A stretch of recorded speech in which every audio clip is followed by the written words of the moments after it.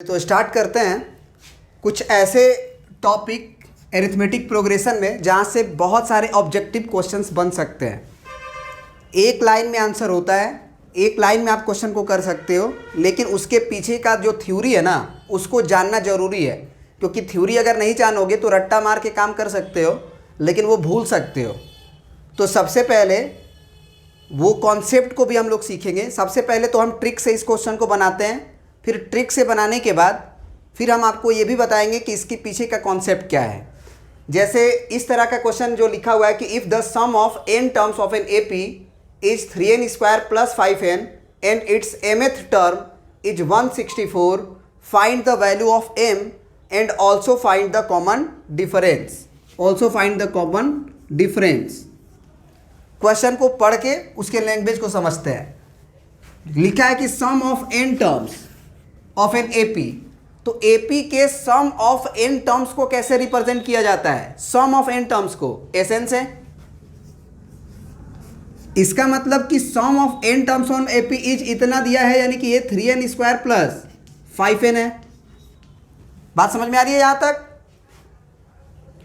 जब सुनना ध्यान से जो बता रहे हैं, जब Sn का वैल्यू क्वाड्रेटिक इन n दिया रहे, जब Sn का वैल्यू क्वाड्रेटिक इन n दिया रहे जिसमें कांस्टेंट टर्म मिसिंग हो, तो वो AP के समेशन को रिप्रेजेंट करता है। ऐसा क्वेश्चन प्रूफ भी करने के लिए होता है, लेकिन इस केस में आप बस प्रूफ करने वाली बात सोचो, ये सम ऑफ n टर्म्स को रिप्रेजेंट करता है, ये मान लो क्योंकि दिया गया है।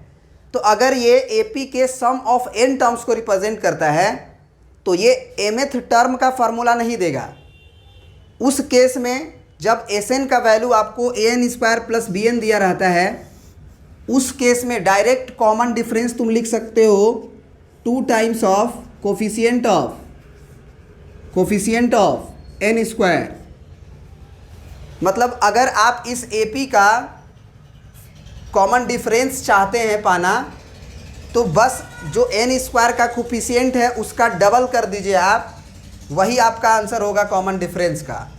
तो अगर हम और फर्स्ट टर्म की अगर बात किया जाए तो a को फर्स्ट टर्म बोला जाता है, और वो जो फर्स्ट टर्म होता है वो डायरेक्टली आप लिख सकते हो S1 का वैल्यू।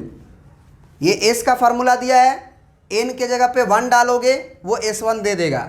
सारा चीज़ हम प्रूफ के साथ समझेंगे कि कैसे हो जाता है, लेकिन सबसे पहले हम क्वेश्चंस को इजीली ऐसे भी बना सकते हैं।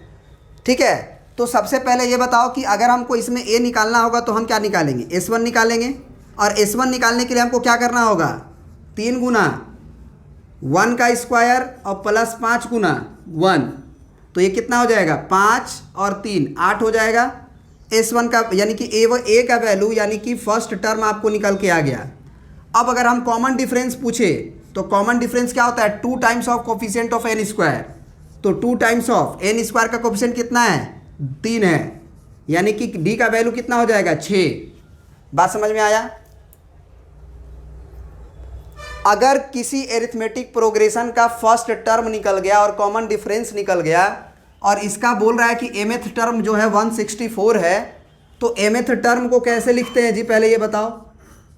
अगर mth टर्म है 164, तो आपको तो मालूम होगा कि mth टर्म है तो t लिखेंगे और m वाला जो बात है यहाँ लिखेंगे, वो 164 है। बोलो। अब tm का फार्मूला एरिथमेटिक प्रोग्रेशन में क्या होता है? a plus m minus 1 into D. इसका वैल्यू कितना हो जाएगा? 164। यहाँ से a का वैल्यू कितना है तुम्हारा? 8 है, प्लस m माइनस 1 और कॉमन डिफरेंस का वैल्यू कितना है? 6 है, और ये हो जाएगा 164। अब बताओ 8 को अगर उधर भेजेंगे तो m माइनस 1 कितना होगा? बताओ। 156 हो जाएगा ना,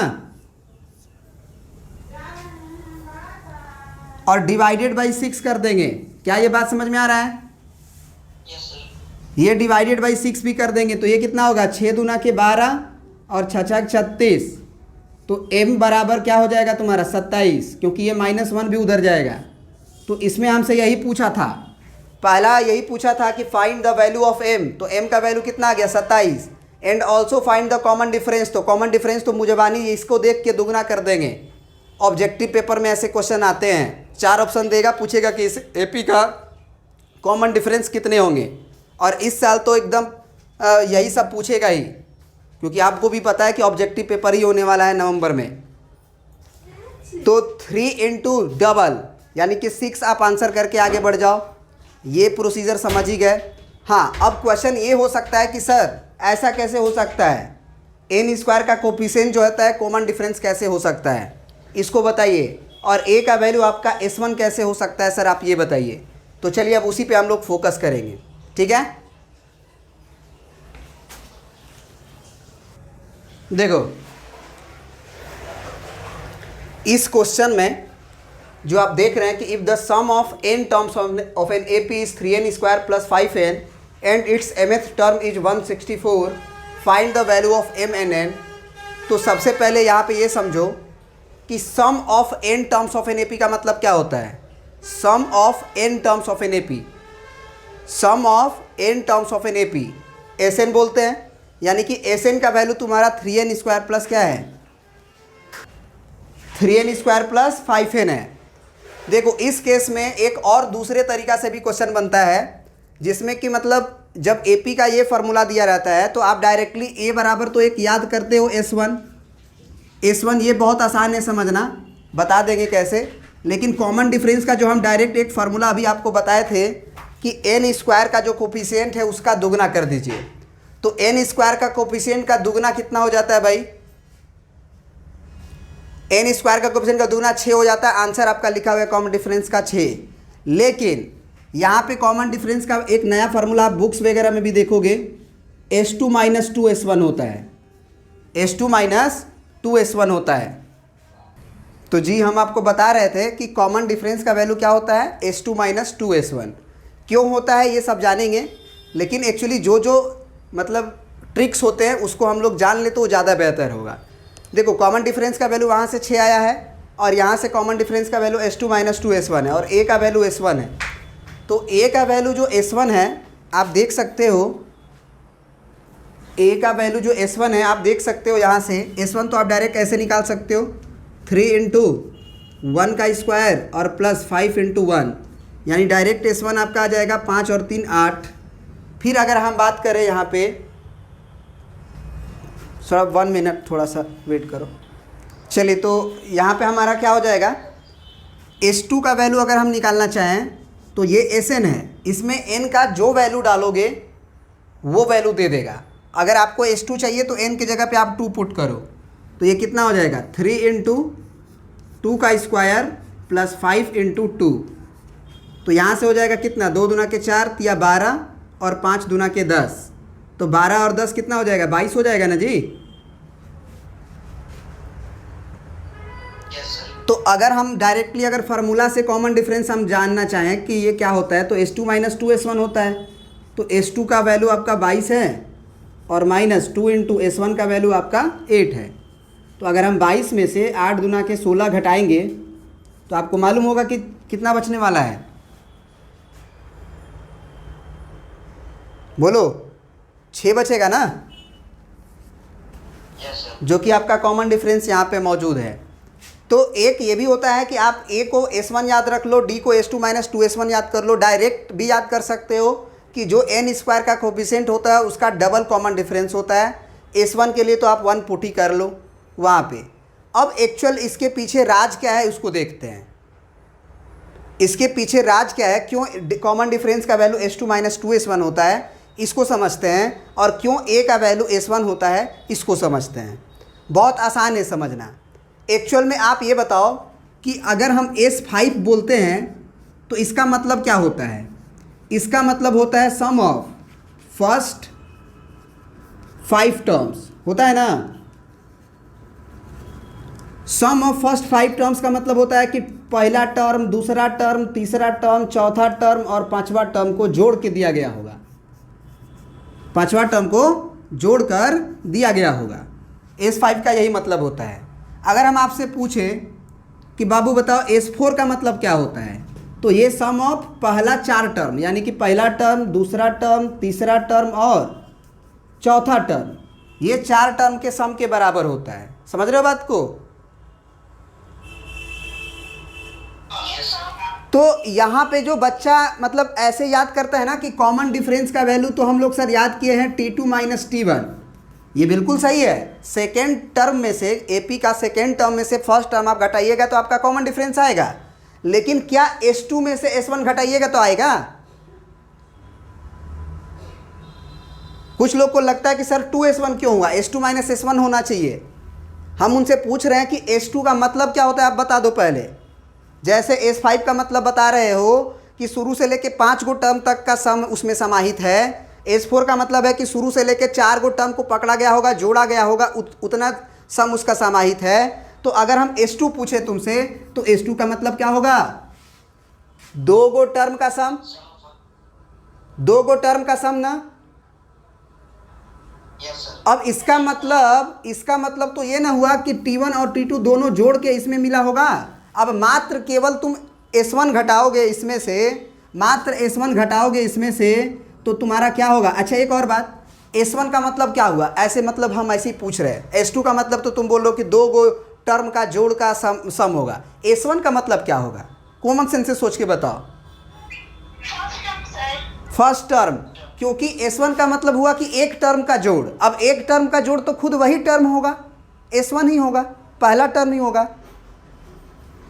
समझ रहे हो, S1 का मतलब खुद पहला टर्म ही होगा। अब इसको समझाने की जरूरत नहीं है कि S1 क्यों होता है। S1 इसलिए होता है क्योंकि एक टर्म का जोड़, अब एक टर्म किसी भी चीज़ का लेंगे तो वो खुद पहला टर्म ही पकड़ाएगा। तो अब जरा सोचो कि S2 में से अगर S1 घटाते हैं, मतलब हम सिंपल पहला टर्म घटा रहे हैं ना। अब तुम सोच के देखो कि अगर S2 में से S1 घटाएंगे, मतलब T1 प्लस T2 में से केवल T1 घटाएंगे, तो अगर केवल T1 घटाएंगे तो क्या बचेगा, T2 चाहिए मेरे को कि T2 माइनस T1 चाहिए। T2 माइनस T1 मतलब कि एक बार और T1 घटाना पड़ेगा कि नहीं S2 में से।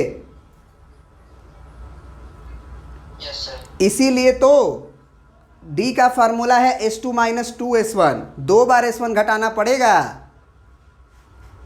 समझे? Yes sir. याद रहेगा ये चीज़? Yes sir. हाँ देखो, अब एक तो ये क्वेश्चन हो गया, बहुत इजीली तुम कोई भी क्वेश्चन को ट्रीट कर सकते हो, डायरेक्टली बना सकते हो। वैसे हम लोग 3-4 क्वेश्चन भी बना लेते हैं फटाफट इस पे बेसिस पे।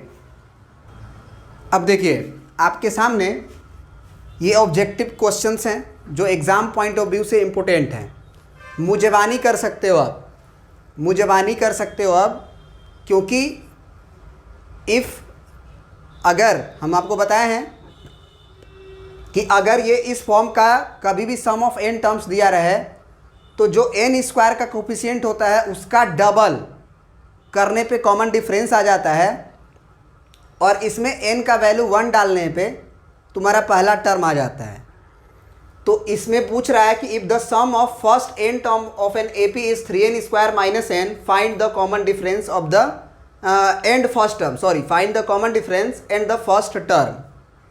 तो सबसे पहले ये बताओ कि अगर ये AP का अगर sum of first n terms represent करता है तो इसका मतलब तो यही ना हुआ कि Sn का वैल्यू दिया गया है। बोलो। अब कॉमन डिफरेंस तो आप सीधे देख के बता सकते हो, बनाने की ज़रूरत नहीं है, नहीं तो फार्मूला भी आपका है कॉमन डिफरेंस का, वहाँ से भी निकाल सकते हो S2 माइनस 2S1, और नहीं तो डायरेक्टली देख के बताओ कि 3 का जो डबल होगा ना वही कॉमन डिफरेंस होगा। तो 3 का डबल 6, तो 6 ऑप्शन तो इसमें भी है, इसमें भी है, इसमें भी है। समझ रहे बात को? तो इसका मतलब हमसे इसमें एक और भी पूछा है कि इसका फर्स्ट टर्म क्या होगा। तो फर्स्ट टर्म के लिए आप 1 पुट कर दो, तो 1 पुट करोगे तो ये कितना आएगा, S1 का वैल्यू 3 गुने 1 स्क्वायर माइनस 1, यानी कि 3 में से 1 गया 2। सही है? Yes sir. तो कौन सा ऑप्शन सही होगा जी? सी नंबर। सी नंबर। ठीक है ना। अब आ जाते हैं हम ये क्वेश्चन पे, क्वेश्चन नंबर 2 पे। इसमें बोल रहा है कि if the sum of n term of an AP is 3n square plus 5n, then which of the its term is 164। अब कुछ लोग क्या करेगा ना कि इस चीज़ को इससे इक्वेट कर देगा और कहेगा n का वैल्यू निकाल लेते हैं। क्यों करेगा ऐसा बताते हैं, थोड़ा सा मिटाएंगे हम। देखो इस क्वेश्चन में दिया क्या है पहले ही समझो। Sum of n terms of an AP दिया है, तो सम ऑफ n टर्म्स अगर दिया है तो Sn दिया है ना तुमको, बोलो। Yes, sir. और इसमें पूछ रहा है कि विच टर्म इज 164। इस एपी का जब टर्म लिख लोगे, पहला टर्म, दूसरा टर्म, तीसरा टर्म, चौथा टर्म, तो आखिर कौन सा टर्म होगा 164। तो वो पूछ रहा है कि कौन सा टर्म, 10वां टर्म कि 20वां टर्म कि 25वां टर्म, मतलब वो n का वैल्यू पूछ रहा है आपसे। तो क्या ये टर्म का वैल्यू है कि सम ऑफ n टर्म्स का वैल्यू है? ऊपर वाला जो क्वेश्चन है वो सम ऑफ n टर्म्स का वैल्यू है या फिर nवां टर्म का फॉर्मूला है? ये nवां टर्म का होता तो tn से लिखते ना, और tn तो हमारा क्या होता है, tn क्या होता है जी,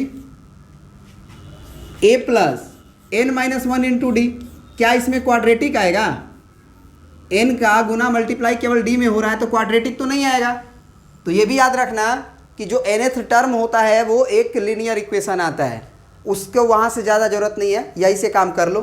सबसे पहले बताओ कि अगर आपको पता करना है कि कौन सा टर्म 164 है, तो आप मान लो कि इसका nवां टर्म 164 है। nवां टर्म क्या मान लो, 164 है, तो tn बराबर 164 लिख देंगे, बोलो। Yes, sir. अब इसका फार्मूला क्या हो जाएगा, a plus n minus 1 into D बराबर 164। अब तुम हमें बताओ कि अगर a मालूम रहेगा और d मालूम रहेगा तभी ना हम n निकालेंगे। Yes, sir. तो a तो हम कैसे निकालते हैं, a हमारा s1 हो जाता है जी। तो s1 का वैल्यू कितना हो जाएगा, 3 गुने 1 स्क्वायर और प्लस 5 गुने 1, यानी कितना, 5 और 3 8। और कॉमन डिफरेंस तो आप फार्मूला से निकाल लो या फिर डायरेक्ट निकालो।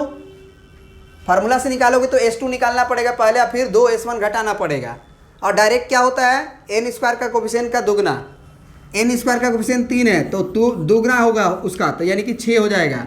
अब a और d दोनों आ चुका है, a और d दोनों आ चुका है, तो हमारा वैल्यू आ जाएगा क्या, Yes, sir. तो कितना आ जाएगा बताओ फटाक से।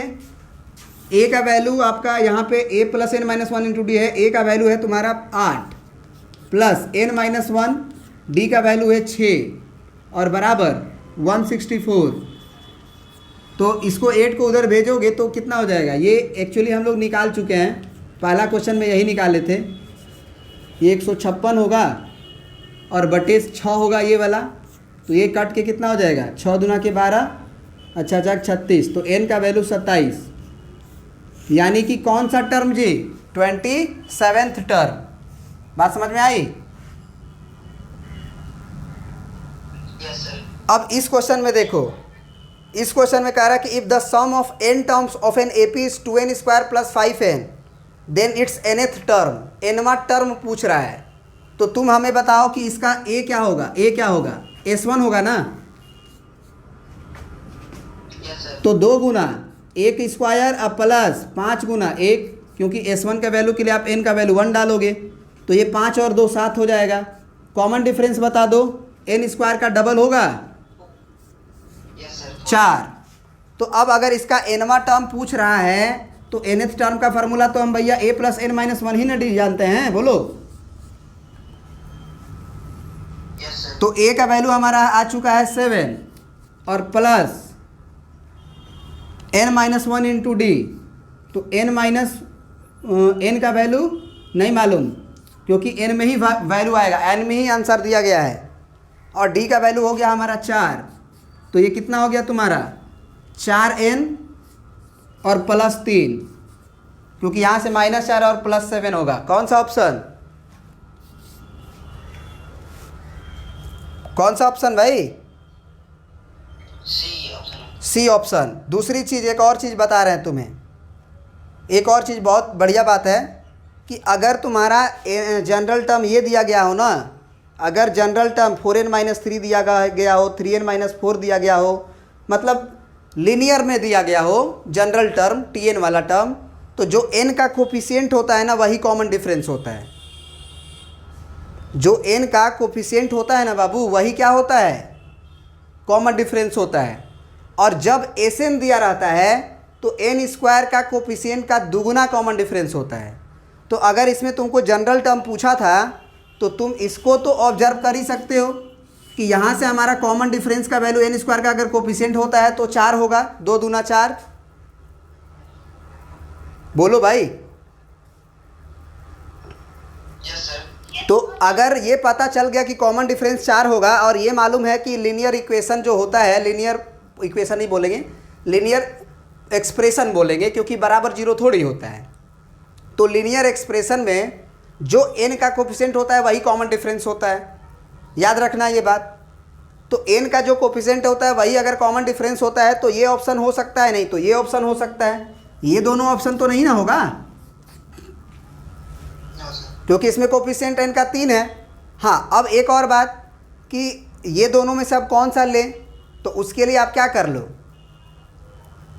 फर्स्ट टर्म दोनों से निकाल लो, फर्स्ट टर्म दोनों से निकालो। अगर इससे तुम फर्स्ट टर्म निकाले तो 7 आया, और ये भी अगर जनरल टर्म का फार्मूला है तो n का वैल्यू 1 डालने पे t1 देगा, n का वैल्यू 2 डालने पे t2 देगा। तो अगर हम n का वैल्यू 1 डालेंगे तो ये क्या देगा, 4 में से 3 गया 1। हमारा फर्स्ट टर्म तो 7 आ रहा था तो ये ऑप्शन कट गया ना जी। अब इसमें n का वैल्यू 1 डालो, n का वैल्यू 1 डालोगे तो ये जनरल टर्म है तो पहला टर्म दे रहा है 4 एकम 4 3 7। वहाँ से भी पहला टर्म हमारा जो आया था फर्स्ट टर्म 7 आया था। समझ रहे हो बात को? ये थिंकिंग समझ में आ रही है? थिंकिंग को पकड़ लोगे, जो हम सोच रहे हैं उसको पकड़ लोगे तो एग्जाम के क्वेश्चंस आपसे फटाफट बनेंगे। कोई नहीं देखने जा रहा कि आप कैसे बना रहे हो, नियम से बना रहे हो, क्या कर रहे हो। आपको ऑब्जेक्टिव पेपर सॉल्व करना है, आप ऐसे कर सकते हो। चलो फटाफट ये क्वेश्चन कर लो ताकि एक प्रैक्टिस हो जाए। कह रहा है कि find the first term and common difference in each of the following. कब हमारे पास 5 क्वेश्चन है, सॉरी 4 के बाद ये 5 हो गया और ये 6 हो गया, 6 क्वेश्चन है। प्रत्येक केस में आपको फर्स्ट टर्म निकालना है और कॉमन डिफरेंस निकालना है। तो ज़रा बताओ फर्स्ट टर्म के लिए हम क्या करेंगे, बताओ। ये n होगा, सॉरी n लिख लेना, नहीं तो ये AP को रिप्रेजेंट नहीं करेगा, याद रखना, है ना। अब हम बोलेंगे कि अगर इसका फर्स्ट टर्म क्या होगा तो S1 करोगे तो ये कितना हो जाएगा, -3 गुना 1 स्क्वायर प्लस 5 इंटू 1। तो फर्स्ट टर्म तुम्हारा क्या हो जाएगा बताओ, 5 में से 3 गया 2। और इसी केस में अगर हम कॉमन डिफरेंस पूछे तो डायरेक्टली क्या कर देंगे, एन स्क्वायर का जो कोफिशिएंट है उसका दुगना कितना हो जाएगा, -6 ना, -3 का दुगना -6 होता है ना भाई। Yes sir. दूसरा क्वेश्चन, इसमें अगर हम a पूछे a तो S1 होगा, 1 डालो तो 2 गुना 1 स्क्वायर -6 गुना 1 कितना आया, -4।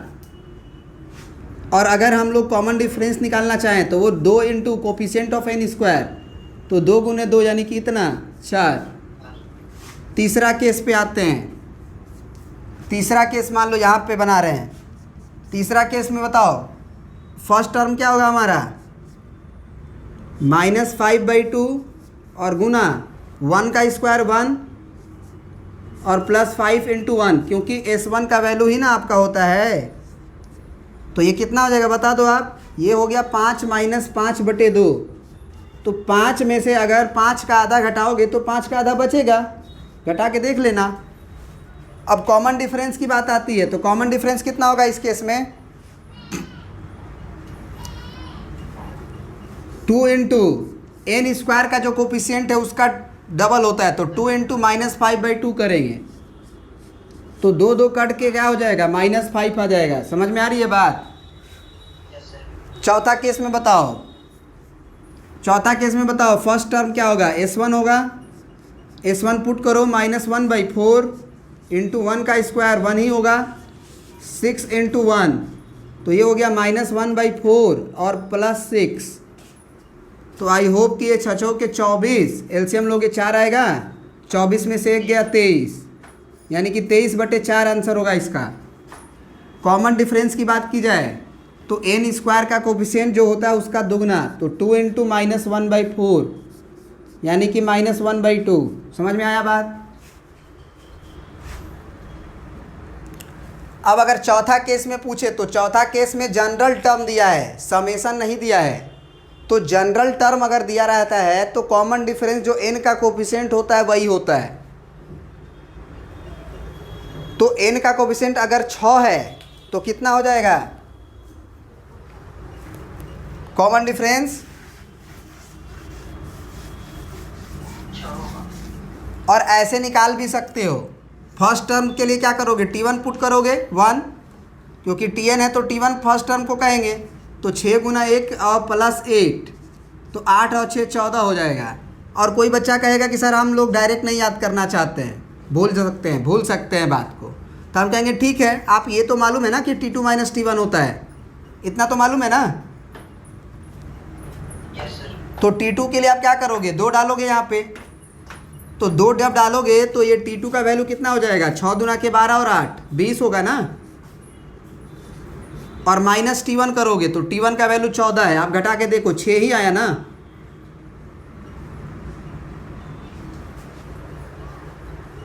बात समझ में आई कि नहीं आई? अब आते हैं इस पे। इस केस में भी अगर हम बोलें कि पहला टर्म क्या होगा, तो पहला टर्म के लिए तो T1 निकालना होगा। T1 के लिए आप 7 गुने 1 करो, आएगा 5। कॉमन डिफरेंस डायरेक्ट कितना होगा, 14 होगा, सॉरी 7 होगा। ऐसे निकाल के देख लो, ऐसे निकाल के देख लो। तो T2 जब निकालोगे तो यहाँ पे 2 डालना पड़ेगा। तो जब 2 डालोगे तो वैल्यू कितना आएगा T2 का, 7 दूना के 14, 14 में से 2 गया 12, तो ये 12 माइनस T1 का वैल्यू निकाले हुए हो 5, तो कितना आएगा घटाओगे तो 7 आएगा। तो ये कंप्लीट हो गया ये एक वीडियो जिसमें कि आप एसएन के बारे में सीखे कि एसएन अगर क्वाड्रेटिक इन एन दिया रहे जिसमें कांस्टेंट टर्म मिसिंग हो, याद रखना कांस्टेंट टर्म इसमें नहीं है। कांस्टेंट टर्म अगर होगा तो ये एपी के समेशन को रिप्रेजेंट नहीं करता है। तो एक क्वेश्चन तुम्हारा ये भी बन सकता है कि जनरल टर्म इन मतलब quadratic expression in n when missing constant term represent the summation of n terms on AP. क्या ये बात सही है? चलो ये नोट करके बात लिख लो, ये बहुत इंपॉर्टेंट कंक्लूजन है। Quadratic expression in n in which no constant term represent the sum of n terms of an AP. अगर एक क्वाड्रेटिक एक्सप्रेशन है एन में जिसमें कांस्टेंट टर्म नहीं है, क्योंकि तुम अगर क्वाड्रेटिक एक्सप्रेशन की बात की जाती है तो ये पूरा आता है, एक सी भी आता है, याद है ना, 2n² + 5n + 3, ये 3 भी आता है। लेकिन जिस क्वाड्रेटिक एक्सप्रेशन में अगर ये 3 आएगा वो एपी के समेशन को रिप्रेजेंट नहीं करता है, यानी कि सम ऑफ एन टर्म्स को रिप्रेजेंट नहीं करता है। सम ऑफ एन टर्म्स को अगर रिप्रेजेंट करता है तो अगर ये 3 नहीं रहेगा तो केवल इतना अगर रहेगा तो वो summation of n terms on AP represent करता है। क्या इसका रीज़न जानने का मैंने इच्छुक हो या फिर छोड़ दे? रीज़न जानना है? याद रखना कि कांस्टेंट टर्म कभी भी आ जाएगा वो क्वाड्रेटिक एक्सप्रेशन जो होगा वो समेशन को रिप्रेजेंट नहीं करता है, और जिसमें कांस्टेंट टर्म नहीं आता है वो एपी के समेशन को रिप्रेजेंट करता है। साथ ही साथ ये भी याद रख लेना कि n² का जो कोफिशिएंट होता है उसका डबल कॉमन डिफरेंस होता है। समझ रहे हो बात को? एक काम करते हैं ना, यहाँ पे a की जगह पे ना थोड़ा सा हम दूसरा कर देते हैं, kn² + ln कर देते हैं। कोई दिक्कत है? बोलो। इसलिए क्योंकि अब जब हम प्रूफ देने जा रहे हैं ना तुम्हें, उसमें थोड़ा सा a फर्स्ट टर्म से फील हो जाता है तो दिक्कत होगा समझने में।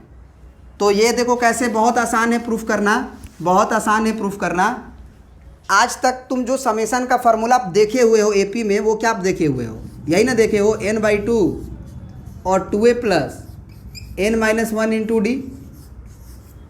बोलो। समेशन ऑफ एपी का जो फार्मूला देखे हो तो यही देखे हो ना। इसको जरा तोड़ के देखो कि क्या इसमें कांस्टेंट टर्म आएगा, क्योंकि ये पक्का हम जानते हैं कि ये summation of n terms of an AP होता है, क्योंकि ये फार्मूला है, ये डेराइव किया गया फार्मूला है। तो ये जो आएगा ना वो कुछ इसी तरह का आएगा, इसमें कांस्टेंट टर्म नहीं आएगा। इसको जरा तोड़ के देखो, जब इसको अंदर भेजेंगे गुना होगा तो ये 2 से 2 कट जाएगा, तो ये एन ए आएगा ना, प्लस इस n/2 का इसमें भी गुना होगा, तो n/2 इंटू डी कर लो, n/2 इंटू डी और ब्रैकेट में n-1 कर लो।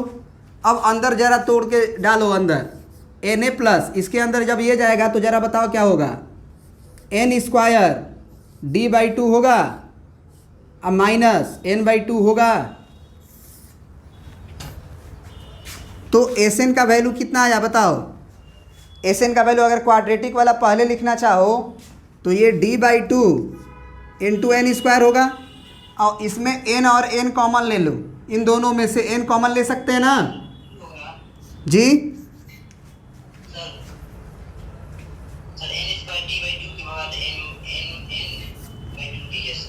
ठीक है ना। तो अब हम कह सकते हैं कि n और d दोनों कॉमन लिया जा सकता है इसमें, सॉरी नहीं, ये n² d/2 हम लिख दिए पहले से, और इसमें na है और इसमें n/2 है, तो n कॉमन ले सकते हैं ना इन दोनों में। इसको तो हम पहले लिख ही चुके हैं, d/2 into n² d/2 into n², इसमें क्या n कॉमन हो जाएगा, तो n कॉमन होगा तो क्या बचेगा, a माइनस d/2 बचेगा। बोलो, इसमें a बचेगा माइनस d/2 बचेगा। तो अब जरा बताओ तो क्या ये जो d/2 है इसको हम k मान सकते हैं, और ये जो हमारा टर्म है ये इसको हम l मान सकते हैं। क्या तुम्हें लगा इसमें कि Sn के फार्मूला में कांस्टेंट टर्म आया, बोलो।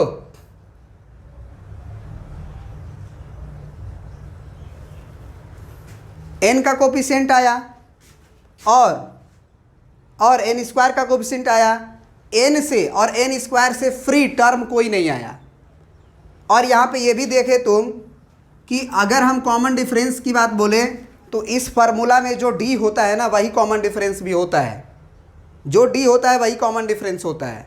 तो ज़रा हम यहाँ पे देखते हैं कि हमने n² के कोफिशिएंट को क्या लिखा, d/2, यहाँ n² के कोफिशिएंट को क्या लिखा हमने, k लिखा। तो इसका मतलब ये हुआ कि k बराबर क्या हो गया हमारा, d/2 हुआ। तो इसका मतलब अगर हम 2 को इधर भेजें तो d बराबर कितना आएगा, 2 इंटू के। तो यहाँ से साफ पता चल रहा है कि d कॉमन डिफरेंस है, तो वो k का डबल आया। और k कहाँ मौजूद था, k कहाँ मौजूद था, n² के कोफिशिएंट में। समझ में आया बात। Yes sir. तो प्रिंट कर लीजिए इसे, ये बहुत इंपॉर्टेंट कंक्लूजन था।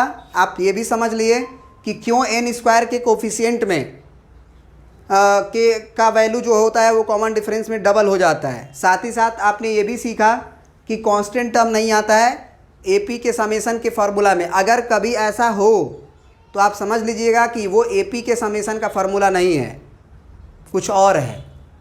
प्रिंट कर लीजिए, ये टोटल थ्योरी ख़त्म हो गया इस पर।